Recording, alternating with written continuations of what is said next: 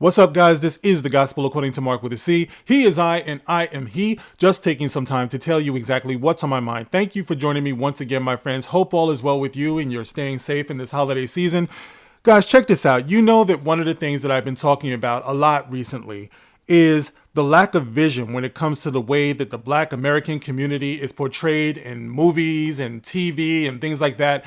And the fact that we have such low expectations of one another, it's become acceptable to see us underachieving, to keep us at a victimhood status, to make sure that we never get out from under the challenges that are in front of us. Now, I got this story here, and I want to bring this up because I don't know if many of you are aware, but they're going to be doing a soft reboot of the old show from the 70s, Good Times. Now, some of you might be aware that the show creator, Norman Lear, or one of the show's creators, Norman Lear, has recently passed away. So this is kind of a timely announcement. But it seems like the soft reboot of Good Times is going to be animated, and it's going to be coming to Netflix. And I want to read something to you guys because I want to use this to further what I've been talking about and to see if you guys can finally understand where I'm coming from when I say that the challenge is on us to use pop culture to lift ourselves up, to challenge ourselves to see ourselves as better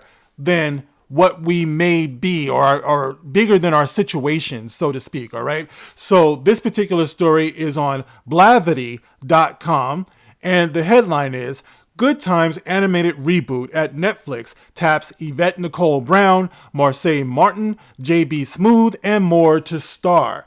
Let's see what they're saying about this reboot of Good Times. Good times, anytime you meet a payment. Let's see. The upcoming animated Good Times series has set its cast. Deadline reports that the series will star JB Smooth, Yvette Nicole Brown, Marseille Martin, Slink Johnson, Jay Farrell, and Rashida Shees Oleyewula, who will lend their voices to the current generation of Evans family, who are still living in the projects. Still living in the projects. Now, this thing is not set in 1970 anything. It's set in 2023, about to be 2024 by the time this comes out. And we're to believe that the Evans family, the current generation, is still living in the projects. Check this out. The animated series is set to follow the fourth generation of Evanses living in seemingly the same apartment in the same projects. But now their home is the last remaining housing project in Chicago.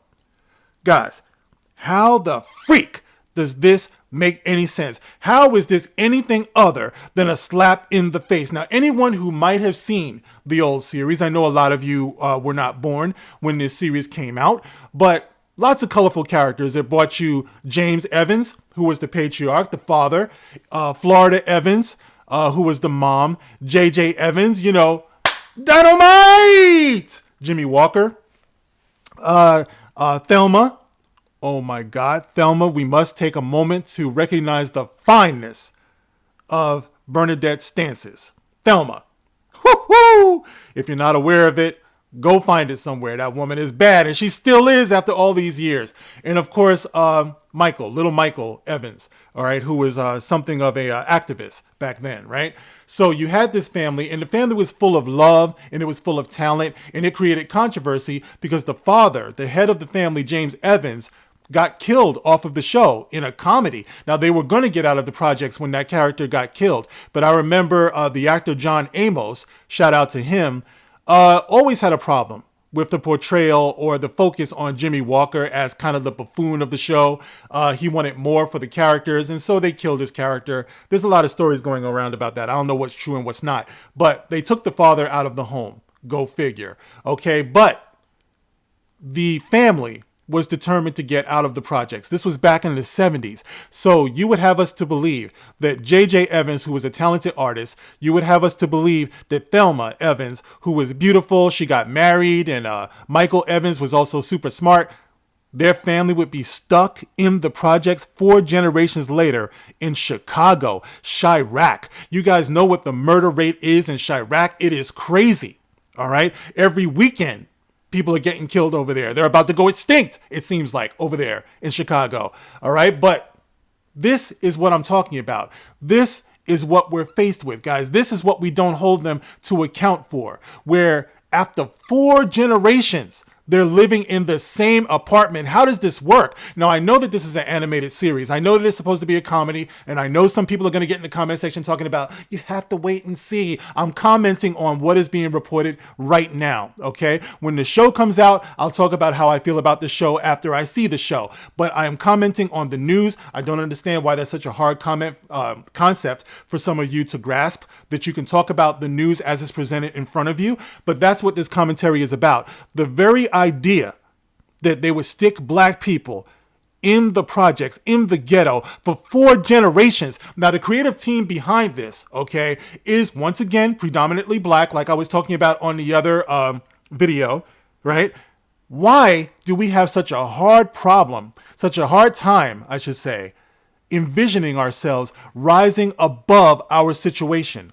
All right. It says here, it turns out the more things change, the more they stay the same, and keeping your head above water is as challenging as ever, according to the show's description as reported by the outlet. The only thing tougher than life for this family is love, and there's more than enough to go around. Now, Norman Lear himself is going to have an appearance as a guest star, obviously before he passed away, which is set to debut sometime next summer on Netflix. Okay, so the more things change, the more they stay the same. Guys, that is chilling when you really think about it. The more things change, the more things stay the same. We're supposed to be looking for change. We're supposed to be looking for changes in our condition, changes in the way that we see ourselves and the way that we love ourselves. Progression. Why are we not allowed to progress? Why is this? Why do we keep sticking ourselves back into these positions? You know what I mean? Like when I was talking to Director X, he said it was natural to make Robin Hood black in the projects. It just felt right. Why does it feel right? This is what I'm trying to get through to people. Why are we not understanding this? Anytime that you want to portray black people on screen, you have to make them a product of their environment. And unfortunately, their environment is always something substandard, something that they always have to overcome. They're always stuck in the hood.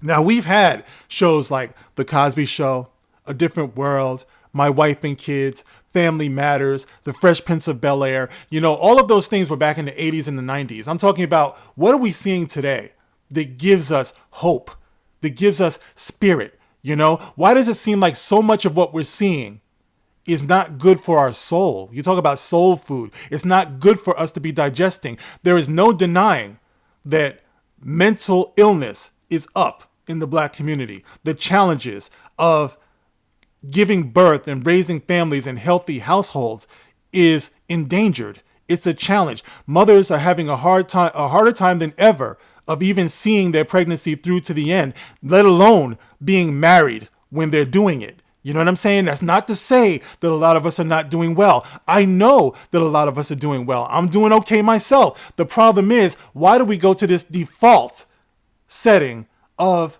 we are stuck in a place that's less than standard?